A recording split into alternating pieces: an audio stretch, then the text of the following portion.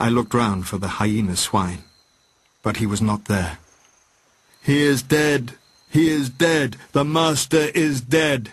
said the voice of the ape-man to the right of me. "There is no house of pain." "He is not dead," said I in a loud voice. "Even now he watches us." This startled them. "The house of pain is gone," said I. "It will come again. The master you cannot see, yet even now he listens among you." "True, true," said the dogman. They were staggered at my assurance. An animal may be ferocious and cunning enough, but it takes a real man to tell a lie. In the first month or so the beast folk were human enough, and for one or two besides my canine friend, I even conceived a friendly tolerance. It was about May when I first distinctly perceived a growing difference in their speech and carriage, a growing coarseness of articulation, a growing disinclination to talk, and they walked erect with an increasing difficulty. Every now and then I would come upon one or another running on toes and fingertips and quite unable to recover the vertical attitude. They held things more clumsily. Drinking by suction, feeding by gnawing grew commoner every day. My dog-man imperceptibly slipped back to the dog again. Day by day he became dumb, quadrupedal, hairy. I scarcely noticed the transition from the companion on my right hand to the lurching hound at my side. Of course, these creatures did not decline into such beasts as seen in zoological gardens, into ordinary bears, wolves, tigers, oxen, swine, and apes. And the dwindling shreds of the humanity still startled me every now and then. A momentary recrudescence of speech, perhaps, an unexpected dexterity of the forefeet, a pitiful attempt to walk erect. I, too, must have undergone strange changes. My clothes hung about me as yellow rags. My hair grew long and became matted together. I'm told that even now my eyes have a strange brightness, a swift alertness of movement. And then came a day, a wonderful day. I saw a sail to the southwest, that of a little schooner. All day I watched that sail, eating or drinking nothing, so that my head reeled. The beasts came and glared at me, and seemed to wonder and went away. Slowly, slowly the boat drove past towards the west. In the afternoon the tide stranded it 100 yards or so to the westward of the ruined enclosure. The men in it were dead, had been dead so long that they fell to pieces when I tilted the boat on its side and dragged them out. 3 of the beasts came slinking and sniffing out of the bushes, and a spasm of disgust came upon me. I thrust the little boat down the beach and clambered on board her. When I saw them approaching those wretched remains, heard them snarling at one another, and caught the gleam of their teeth, a frantic horror succeeded my repulsion. I turned my back upon them, struck the lug, and began paddling out to sea. On the 3rd day I was picked up by a brig from Apia to San Francisco.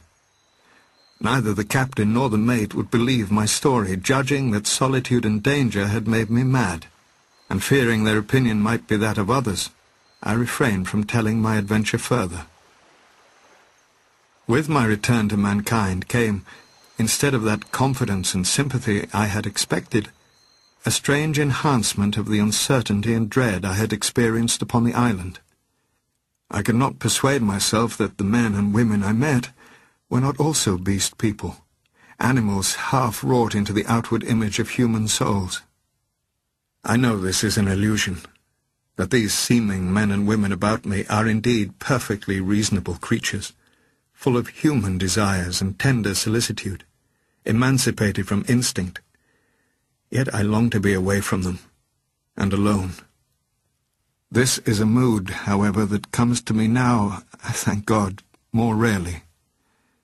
My days are filled with wise books, and I spend many of the clear nights in the study of astronomy.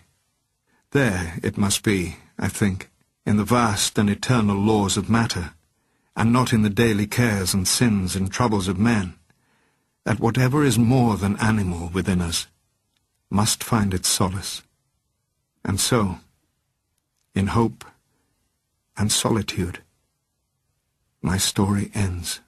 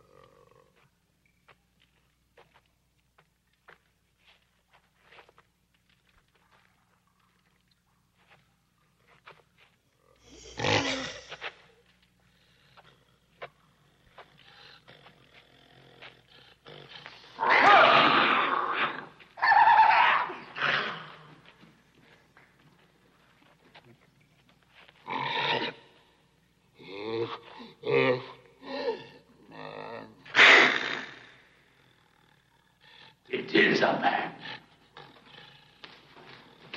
It is a man like us. Like us.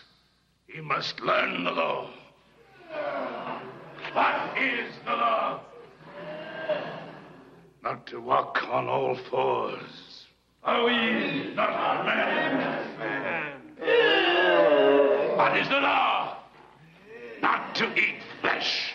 That is the law. Not to shed blood. That is the law.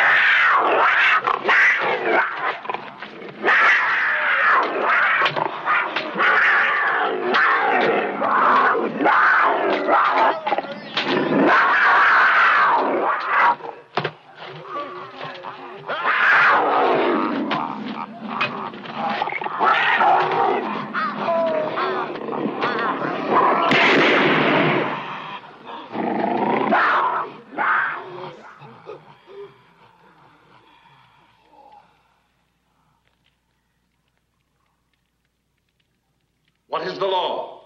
Not to go on all fours. That is the law. What is the law? Not to hunt other men. That. Stop! The law has been broken.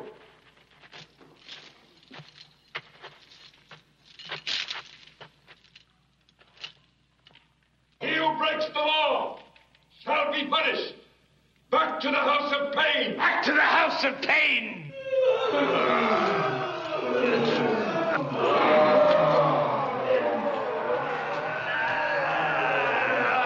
This master. He is as I am. If you do not obey him, he will punish you.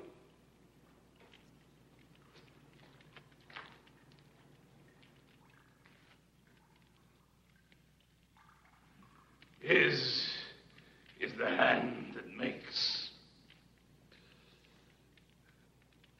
His is the hand that hurts.